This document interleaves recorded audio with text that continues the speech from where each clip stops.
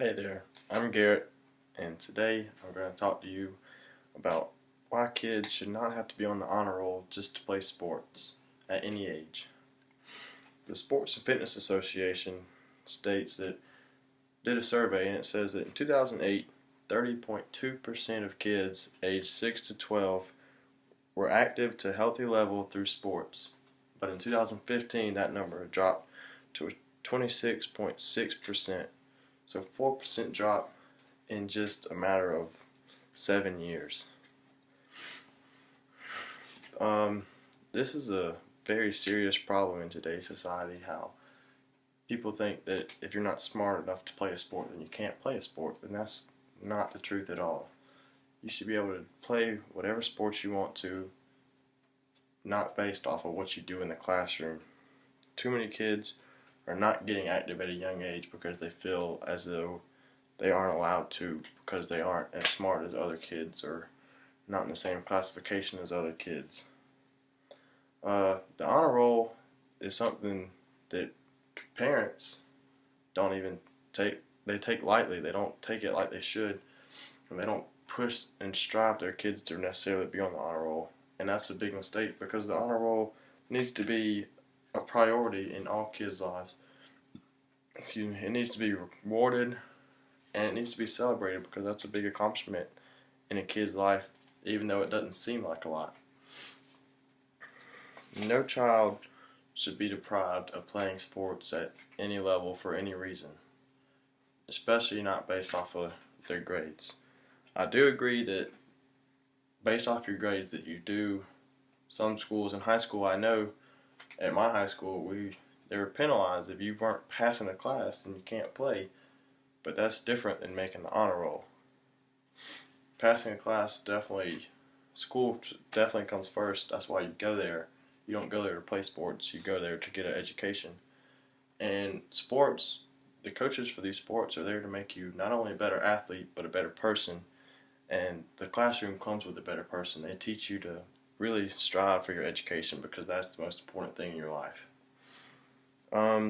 Kids playing recreational sports should be able to play any sport that they want. They shouldn't have to be told, oh, you have to know a lot about this sport, so we can't really take you on this team. But maybe if you go play football, you don't have to know anything. You just have to go out there and put a helmet on, put pads on, and knock someone's head off. And it shouldn't be like that's what it's becoming. It's becoming a mental game and how much mental strength you have. We cannot discriminate against children based off of how good or bad they do in the classroom. That's not what the coaches are there for. That's not what parents are there for. You're just not allowed to say you're just not smart enough to be with this group of kids or play this sport. The British Journal of Medicine states that exercise is one of the least expensive ways to stay healthy, with one study finding that exercise can prevent chronic diseases as effectively as medication. And that's crazy to think that exercise is as important as medication. You're saying that if I go run a mile every day, that's the same as taking Tylenol every day for a cold. By discriminating against kids with lower grades and not letting them play sports, you're depriving them of their health. You're telling them that they're not allowed to do this or do that because of how good they're doing in school, and that's hurting them with their health-wise. Not only is it hurting them in any other really way, by growing up in sports, it allows kids to make more friends and build social skills.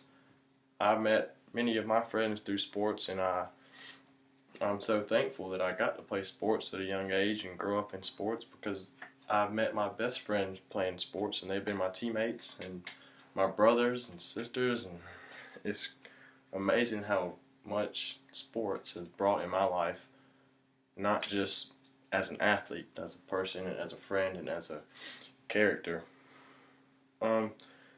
The physical fitness activities in young adulthood article states that adolescents who play sports are 8 times as likely to be active at age 24 as adolescents who do not play sports. So I'm 19 right now, and so in 5 years, because I played sports, I have a much better chance of still being able to go outside and wanting to go outside and run or stay active or play basketball with some friends or something, versus those that didn't. They probably want to sit on the couch or sit behind a desk and watch TV and stay on their computer all night. Anyone you know needs to get out and they need to play sports. It's only right, and you need to be an encourager yourself to get them out there and play sports. They don't need to sit at home. They don't need to watch TV and grow and be couch potatoes. That's not what America needs nowadays. And don't let any kid be told that they're not smart enough to play a sport. No one is dumb in a sense to where they cannot play a sport. No one is incapable of getting active because of how smart they might be in the classroom. That doesn't judge a person's athleticism or character. And in conclusion, we need to be more active in kids' lives and be better mentors. We need to really be a coach off the field and out of the classroom, and help them strive to be better people, better athletes, better students, anything that we can help them with. We need to really approach these kids in a sensitive manner like that. Make sure that they get active and healthy outside of the classroom. They don't need to spend all day inside studying for the classroom trying to make the honor roll, because then after you made the honor roll, there's nothing wrong with being smart and wanting that, but you need to get active. You need your health. You need your however many minutes a day to be outside. And across from the athletic part, get them to strive to be on the honor roll. We need to help them want to be better students as well. We need a good balance between honor roll and athleticism. And that's all I have today. That's all I have to talk about today. Thank you.